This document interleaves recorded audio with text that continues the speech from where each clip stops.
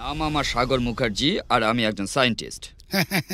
বুঝলেন জ্ঞানবাবু, আমি যদি সায়েন্টিস্ট না হতাম তাহলে হয়তো আর কিছুই হতে পারতাম না। ইয়েস, আই মিন ইট। কারণ আমি সায়েন্সকে ভীষণ ভালোবাসি, সায়েন্সই আমার জীবন। একটা নতুন জিনিসকে উদ্ভাবন করার যা আনন্দ আছে তাকে বলে সাগর মুখার্জি বোঝে। ইয়েস। আর বুঝলেন জ্ঞানবাবু, এই মহান সায়েন্টিস্টের আমি হলাম স্ত্রী। আমার মতে আমি যদি একে বিয়ে না করে একটা পানের দোকানদারকে বিয়ে করতাম তাহলে হয়তো বেশি খুশি হতাম। কেন কেন কেন কেন ওকে জিজ্ঞাসা করুন, আমার নামটা মনে আছে কি ওর? বেশি কথা বলছো তুমি। বুঝলেন জ্ঞানবাবু, এই গুরু আমার ভাই নয়, ছেলে। ছেলেবেলা থেকে ওর প্রতি আমি একটু অবহেলা করিনি। এমনিতেও ব্রিলিয়ান্ট স্টুডেন্ট, ভালো পড়াশোনা করেছে। আর আপনিও জানলে খুশি হবেন, ওর সামনে চাকরির লাইন লেগে আছে। আমি সব জানি সাগরবাবু, আপনার ভাই আমার জামাই হবে। আমি আপনার বাড়িতে সম্পর্ক করব, এটা আমার সৌভাগ্য। এখানে সম্পর্ক না করলে আমরাই অসুবিধায় পড়ব, কারণ ওরা পরস্পরকে যে ভালোবাসে। তাই আমরা বিরোধ করলে ওরা আর কোনো কথাই শুনবে না, কেউ আটকাতে পারবে না। তাহলে আর দেরি কেন? আমি মেয়ের কুষ্টি নিয়ে এসেছি, কুষ্টি গণনা করে বিয়ের দিনটা স্থির করে ফেলবো। কুষ্টি মেলাবেন?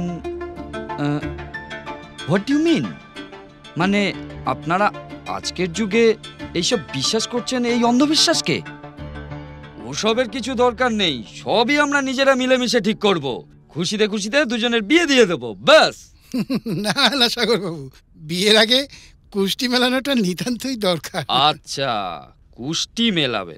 আমাকে একটা কথা বোঝান তো, যেখানে কুষ্টি দেখে সবকিছু মিলছে সেখানে স্বামী স্ত্রীর মধ্যে ঝগড়া হচ্ছে না, না সেখানে ডিভোর্স হচ্ছে না? আর যেখানে কিছুই মিলছে না, ঠিকুজি না কুষ্টি, সেই স্বামী স্ত্রী কি সুখে শান্তিতে নেই? এসব হচ্ছে প্রহসন, and science doesn't believe it. ওহো, এত যুক্তি তর্ক করে কি লাভ বলো? কুষ্টি মেলালে অসুবিধা কোথায়? হ্যাঁ, কোনো অসুবিধা নেই। যা তুমি বলছো সেটাই কুষ্টি বিচার করিয়ে দেবো। গুরু কোথায় গেল গো? হ্যাঁ, ও আমার পারমিশন নিয়ে প্রিয়ার সাথে ঘুরতে গেছে।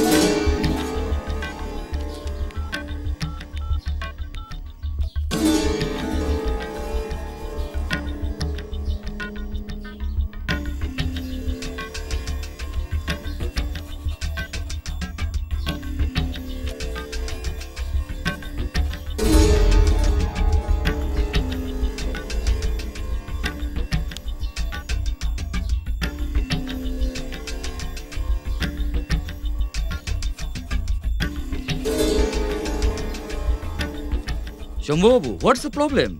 কেন এত টেনসড হচ্ছেন?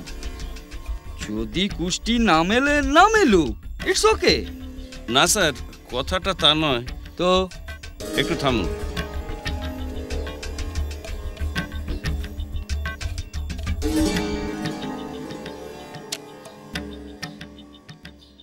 সাগরবাবু, আপনি এ বিয়ে দেবেন না। হ্যাঁ, বাট হোয়াই? কেন?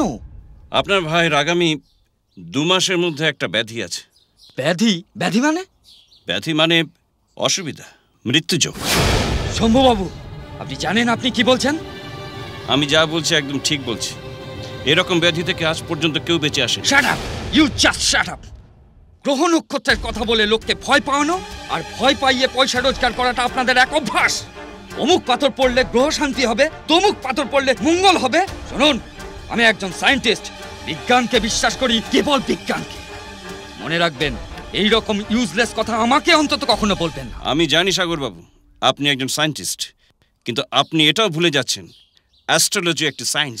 But it's always failure before the science. But it's failure before the science. সাগরবাবু, আমি আপনাকে ডাকিনি এখানে। আপনার ভাইয়ের কুষ্টি দেখতে আমার কাছে এসেছেন।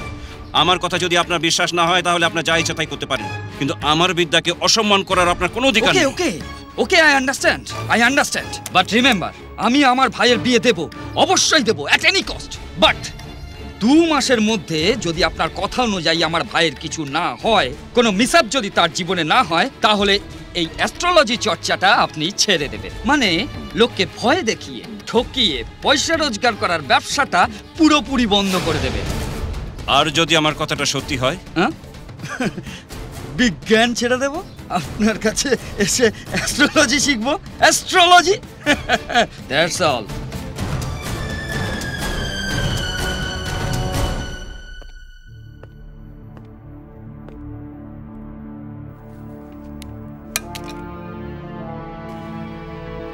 কি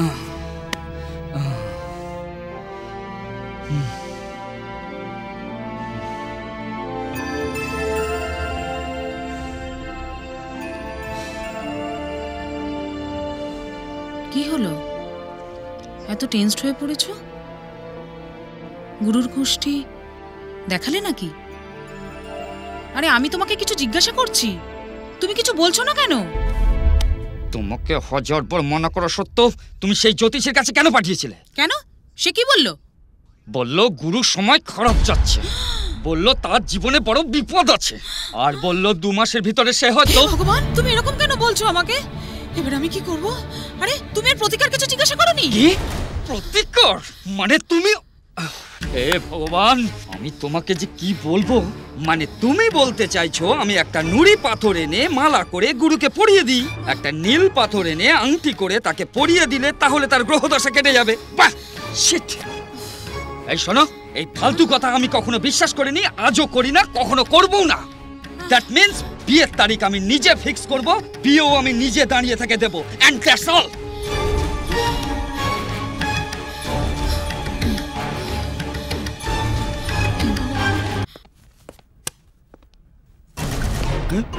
আরে আরে হু ইজ দ্যাট? আরে আরে তুমি, আরে আরে আমার চেম্বার ভিতর তুমি কি করছো? আরে আর তুমি তুমি এখানে কেন এসছো? আরে আরে আর তোমার হাতে কি পেপার দেখি, দেখি দেখি দেখি কি হ্যাঁ, ও মাই গড, এই পেপার তুমি কেন দেখছিলে? আরে জানো এর ভ্যালু কত? আমি জিজ্ঞাসা করছি তুমি কেন এই পেপার নিয়েছিলে, বলো, না হলে আমি পুলিশকে ইনফর্ম করব এবং অ্যারেস্ট করিয়ে দেবো। Tell me. না স্যার, স্যার আপনি এই পেপারের ব্যাপারে আমার থেকে বেশি জানেন। স্যার এই চাকরি করে কি পাচ্ছি বলুন না স্যার, যতই যা করি না কেন কিছুই মিলবে না। স্যার এটা বিক্রি করলে 500 কোটি টাকা আমরা পাবো। স্যার আপনি শুধু চোখটা বন্ধ করে রাখুন, আপনারও 50, আমারও 50। তোর মাকে কত টাকায় বিক্রি করবি? স্যার আরে মাকে বিক্রি করবি, দেশকে বিক্রি করবি? তোর মতো বেঈমান মানুষের জন্য এখানে কোনো জায়গা নেই। এখনই তোকে পুলিশে দিয়ে দিতে পারি। শোন, এরপর থেকে আমার অফিসের চারপাশে যেন না দেখি, না হলে তোকে আমি get out, get out, just get out. 500 কোটি টাকা কেন, 5 টাকাও তুই পাবি না। Get out, get out. বুঝলে গুরু, আমি তোমাদের বাড়িতে গিয়েছিলাম, সব বিষয়ে কথাবার্তা হয়ে গেল, তোমার দাদা খুব খুশি। ব্যাস, খালি দ্বিতীয়বার ফাইনাল হয়ে গেলি হলো। আরে দেখো মা, লজ্জায় কেমন মুখটা নিচু করে বসে আছে। এই যে মশাই, কি হলো তোমার? দেখো বাবা, পিয়া আমাদের একমাত্র মেয়ে, এই ঘর দুয়ার ধন সম্পত্তি সবকিছুই তো তার, মানে তোমাদের দুজনের। আমি তোমাকে কখনোই এখানে থাকতে বলছি না, তবে এই ঘরটাকে নিজের বলেই ভেবো। প্রিয়া আমাকে প্রথম দিনই সেই কথা বলেছে। এই বিষয়ে আপনারা নিশ্চিন্ত থাকুন, আপনারা কখনোই ভাববেন না যে মেয়েকে বিয়ে দিয়ে দিলেন আর আপনারা একা হয়ে গেলেন। সেটাই আমার দরকার। আচ্ছা বাবা, জামাইয়ের জন্য কোন গাড়িটা আনছো?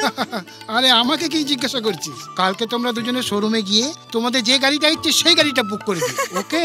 ঠিক আছে, আমরা দুজনে ফাইনাল করে তোমাকে জানাবো। আরে গাড়ির কি দরকার?